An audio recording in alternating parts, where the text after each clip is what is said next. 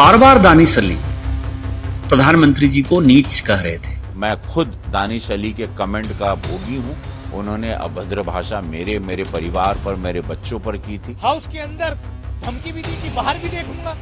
और अब बीजेपी के दूसरे सांसद जो है ये बेबुनियाद आरोप लगा करके नैरेटिव सेट कर रहे हैं। दिल्ली से बीजेपी सांसद रमेश बिधूड़ी के बीएसपी सांसद पर दिए गए आपत्तिजनक बयान पर सियासी बवाल थमने का नाम नहीं ले रहा है।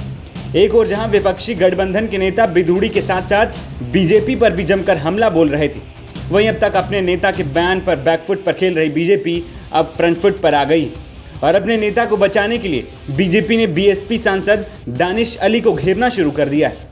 शुरुआत की बीजेपी के सांसद निशिकांत दुबे ने, जिन्होंने अब दानिश अली की लोकसभा में दिए गए पुराने बयानों की जांच करने की मांग कर डाली है और लोकसभा स्पीकर ओम बिरला को पत्र लिख दिया है। निशिकांत दुबे ने कहा कि उनके ऐसा करने का मकसद बिधूड़ी को उकसाना था कि वो अपना सब्र खो दे। दुबे ने इल्जाम लगाया कि अली ने भी प्रधानमंत्री नरेंद्र मोदी के खिलाफ बहुत ही गलत बयानबाजी की है। बार बार दानिश अली प्रधानमंत्री जी को नीच कह रहे थे और यदि आप प्रधानमंत्री जी को देश के इतने लोकप्रिय प्रधानमंत्री जी हैं, गरीब का बेटा हो गया तो आप उसको नीच कह दोगे। आप अपने नाम के पीछे यदि कुंवर दानिश अली लगाते हो, कुंवर का मतलब यदि राजा यदि आप हो गए तो आप अपने आप को किसी को भी जो है कीड़े मकोड़े समझोगे। और स्वाभाविक है कि हम भारतीय जनता पार्टी के लोग मोदी जी के कारण ही जीत कर आते हैं। मोदी जी हमारे नेता हैं तो हम जो है जीत कर आते हैं। जनता वोट मोदी जी को देती है। और कोई स्पीकर यदि बोल रहा है उसको बार बार प्रोवोक कर रहे हो, रमेश बिधूड़ी जी को प्रोवोक किया और उसमें भी आप प्रधानमंत्री जी को इस तरह से डेरोगेटरी रिमार्क्स के साथ प्रोवोक करोगे तो स्वाभाविक है कि वो प्रतिक्रिया होगी। भाजपा आईटी सेल के प्रमुख अमित मालवीय ने भी दानिश अली के पुराने बयानों की जांच की मांग करते हुए एक्स पर पोस्ट लिखा।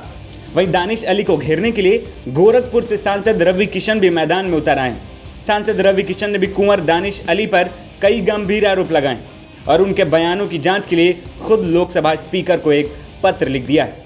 अभद्र भाषा में मुझ पर कमेंट किए थे, मेरे परिवार पर कमेंट किए थे जब जनसंख्या बिल ला रहा था और वो रिकॉर्ड में भी होगा। उस वक्त वो ऑफ रिकॉर्ड कर दिया गया होगा, लेकिन आई एम श्योर कि अध्यक्ष महोदय, स्पीकर महोदय इस पर अच्छे से गौर करेंगे। मैं उनको अभी चिट्ठी, आपसे बात करने के बाद चिट्ठी ड्राफ्ट भी हो गई, मैं एक लेटर भी लिख रहा हूं और वो जरूर, अगर वो शब्द ऑफ रिकॉर्ड किए गए हैं, लेकिन रिकॉर्ड में जैसे हमारी शूटिंग में, फिल्मों में होता है कि एडिट चीजें भी मिलती, रिकवर होती हैं, तो वो देखा जाए।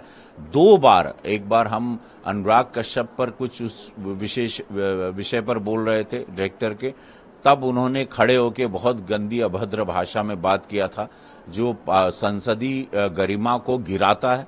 और बिधूड़ी जी ने भी जो बोला वो भी संसदीय गरिमा को बहुत बुरी तरह गिराया है और शब्द को मैं जरा भी सपोर्ट नहीं करता हूं। लेकिन ये भी देखना चाहिए कि ये ऑफेंडर हैं दानिश अली।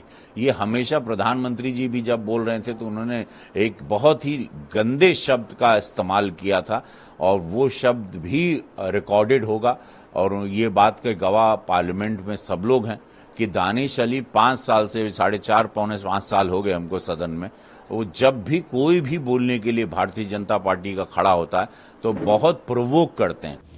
इससे पहले अपने ऊपर की गई टिप्पणी को लेकर दानिश अली ने ओम बिरला को बिधूड़ी के खिलाफ कार्रवाई करने की मांग करते हुए पत्र लिखा था और कार्रवाई न होने पर इस्तीफा देने तक की बात कह दी थी।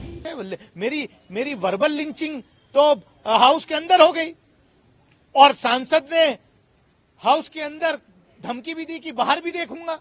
और अब बीजेपी के दूसरे सांसद जो है ये बेबुनियाद आरोप लगा करके नैरेटिव सेट कर रहे हैं। तो कहीं ना कहीं वर्बल लिंचिंग आपने अंदर करा दी, अब आप बाहर कराना चाहते हो, बस इतना ही फर्क है।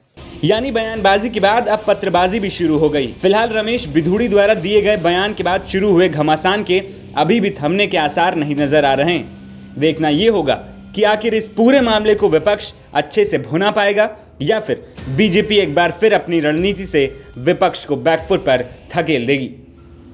एनबीटी ऑनलाइन की रिपोर्ट।